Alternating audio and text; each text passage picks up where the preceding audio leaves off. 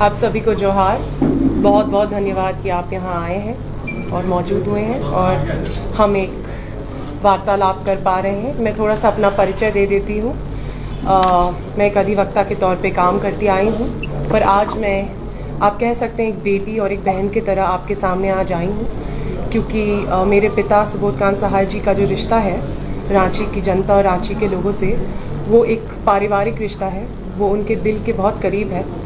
तो आपका प्यार समर्थन मैं भी उसी तरह लेने आई हूँ, आपकी बेटी और बहन की तरह। बहुत बहुत धन्यवाद। आज जो हम बातें करने भी आए हैं, वो बातें हम लोगों के मुद्दों के बारे में बात करेंगे।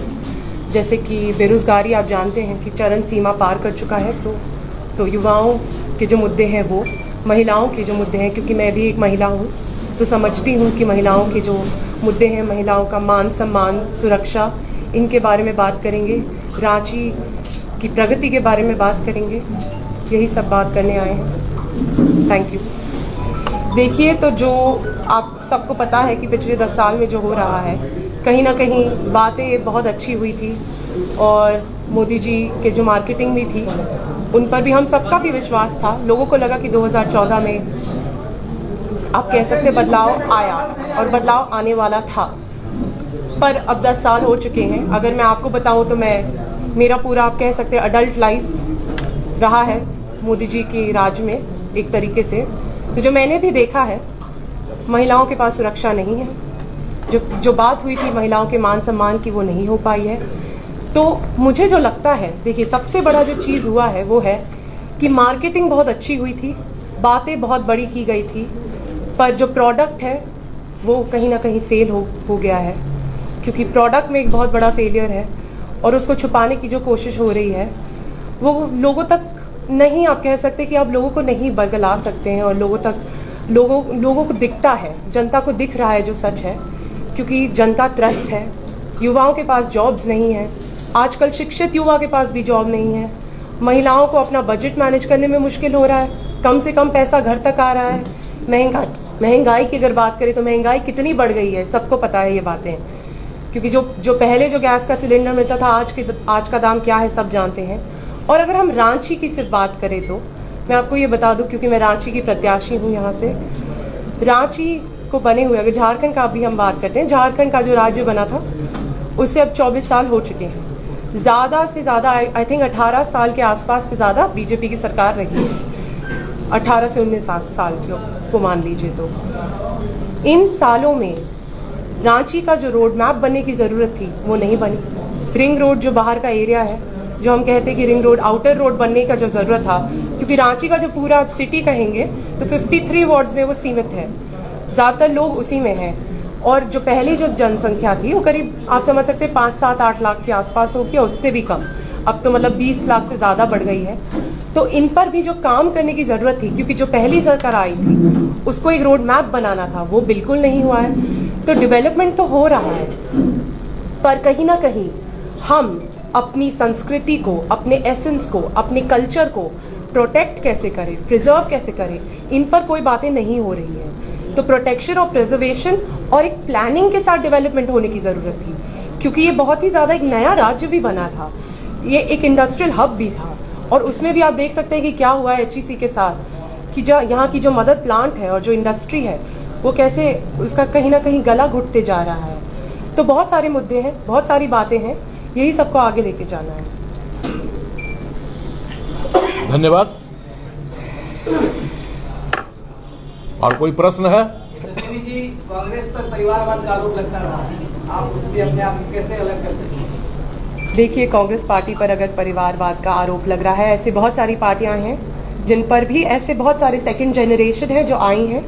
ये बात सिर्फ कांग्रेस पार्टी में ही सीमित नहीं हो सकती। तो ये तो एक कह सकते कि बस एक आरोप लगाने का बहाना है, कुछ नहीं। तो विजन क्या, कैसे रांची का विकास करेंगे? देखिए, अगर मुझे एक संसदीय पोस्ट जब मिलता है तो आपको समझना पड़ता है कि एक सांसद का क्या रोल होता है। पॉलिसी फॉर्मेशन का एक बहुत बड़ा रोल होता है। और अगर हम रांची की बात करें तो जैसे कि मैंने पहले भी कहा, यहाँ का जो डेवलपमेंट है वो बहुत डिसऑर्गेनाइज्ड है, डेवलपमेंट नहीं हुआ है एक सही तरीके से। तो उसको पहले कहीं ना कहीं जो पार्टी के जो सीनियर लीडर्स हैं, जो सीनियर्स हैं उन सब के साथ मिलकर सेंट्रल गवर्नमेंट और स्टेट गवर्नमेंट के बीच का जो गैप है उसको भरने की जरूरत है, तभी जाकर रांची का डेवलपमेंट हो पाएगा। तो उस गैप को ब्रिज करने की कोशिश मैं करूंगी। आपने लॉ की पढ़ाई की है, बीजेपी यूनिफॉर्म सिविल कोड को बहुत प्रचार करती है, उसके बारे में क्या विचार है आपके? देखिए, यूनिफॉर्म सिविल कोड हमारे directive principles of state policy का एक हिस्सा है। सो कहीं ना कहीं ये इन्फोर्सिबल नहीं है, अभी तक ये फंडामेंटल राइट नहीं बना है। और ज़रूरत है कि कहीं ना कहीं आपको ये जानकर देखना होगा कि भारत में विभिन्न प्रकार के लोग रहते हैं जिनके विभिन्न धर्म हैं, और उन सब को हम कैसे इंक्लूड करें, बिकॉज हमें सबको एक साथ लेकर चलना है। इसीलिए जब यूनिफॉर्म सिविल कोड की अगर बात आती भी है तो उसमें बहुत सारी कॉम्प्लेक्सिटीज है जिनको हमें देख कर ही कोई डिसीजन आगे लिया जा सकता है। ठीक है। एक सवाल है, आज प्रधानमंत्री नरेंद्र मोदी ने अपने सभा में संबोधित करते हुए कहा है कि झारखंड में पेपर लीक का मामला एक अहम मुद्दा है और केंद्र इस पर गंभीर है। जी। आपको क्या लगता है कि आप लोग किस तरीके से पेपर लीक के मुद्दे को उठाएंगे, क्योंकि झारखंड के नौजवानों की बात? जी, आपने बहुत अच्छा सवाल उठाया। देखिए, सबसे पहले तो अगर हम बता दें तो कांग्रेस पार्टी के न्याय पत्र में बहुत क्लियरली मेंशन्ड है कि युवाओं को जो पेपर लीक के कारण जो मुश्किलें हो रही हैं, उसको सबसे पहले तो ये देखना होगा कि गवर्नमेंटल ऑर्गेनाइजेशन जो होता है वो पेपर को बेसिकली एग्जाम करवाए, ताकि जो पेपर लीक जो अगर बाहर के ऑर्गेनाइजेशन से हो रहा है वो रुक जाएगा। दूसरी चीज, एक तो आपको सबसे पहले कानून लाना होगा, बहुत सख्त कानून पेपर लीक के खिलाफ, और ये कांग्रेस पार्टी के न्याय पत्र में भी मेंशन्ड है। अगर मैं आपको बात बताऊं तो युवाओं की जो बात होती है, पेपर लीक की जो बात होती है, उसमें सबसे ज्यादा ये मेंशन है कि एक ऐसा सख्त कानून हो, और अगर कोई पेपर लीक हुआ तो वापस एग्जाम का क्या पूरा प्रोसीजर होगा, वो कैसे आगे सरकार डिसाइड करेगी, और जो बच्चों के साथ आप कह सकते हैं जिनको मुश्किलें आई हैं उनके लिए भी क्या समाधान किया जाएगा। तो ये भी इसमें भी आगे की बात है। एक एक करके एचईसी की बदहाली का कारण क्या है? देखिए, एचईसी की बदहाली का अगर हम बात करें तो सबसे ज्यादा ये देखना होगा कि एचईसी के पास आज कैपिटल नहीं है। मतलब 2 साल से ज्यादा आप कह सकते हैं, या 2 साल के आसपास वहाँ के मजदूर और अफसर, उनके पास तनख्वाह नहीं मिली है उन्हें, और ये सबसे बड़ी बात है। आपको ये समझना होगा कि धीरे धीरे मैं आपको बताती हूँ, मेरे पिताजी ने बहुत प्रयास किया था 2 बार एचईसी को स्टार्ट करवाने का, और जब भी प्रयास किया है वो शुरू होता है, पर कहीं ना कहीं एचईसी का गला घोटने की कोशिश हो रही है, ताकि अगर इसे बेच दिया जाए तो आप सोचिए लोग तो बेरोजगार हो ही जाएंगे, पर जिन उद्योगपतियों का आप कह सकते हैं जिनको बेनिफिट होगा उससे, वो तो होगा ही। तो ये जो चलने की कोशिश हो रही है उसको रोकने के लिए सेंट्रल गवर्नमेंट को बहुत ऐसे सख्त कदम उठाने पड़ेंगे जिससे वो एचईसी को बचा पाए, रिवाइव कर पाए, और जो अनएम्प्लॉयमेंट का जो क्राइसिस है उसको भी रोकने में मदद कर पाए। क्योंकि आप सोचिए कि एचईसी कितने लोगों को, कितने मजदूरों को एम्प्लॉयमेंट देता है, रोजगार देता है, और वो चीज अगर आप हटा दीजिए। एक और मैं बात बताती हूँ, झारखंड आप सोचिए कि कहीं ना कहीं एक इंडस्ट्रियल हब था। अगर आप एचईसी मदर प्लांट को आप कहीं ना कहीं उसका गला घोट देंगे तो दूसरी इंडस्ट्री कैसे आना चाहेगी? दूसरे उद्योग को आने के लिए हमें कहीं ना कहीं एनकरेजमेंट देने की जरूरत है। अगर नहीं दिया तो फिर एम्प्लॉयमेंट कैसे बढ़ेगा? अगर एम्प्लॉयमेंट नहीं बढ़ेगा तो हमारे युवा तो वैसे भी बेरोजगार हैं, ये तो एक मुद्दा है ही। तो ये सब पे बातें करने की जरूरत है।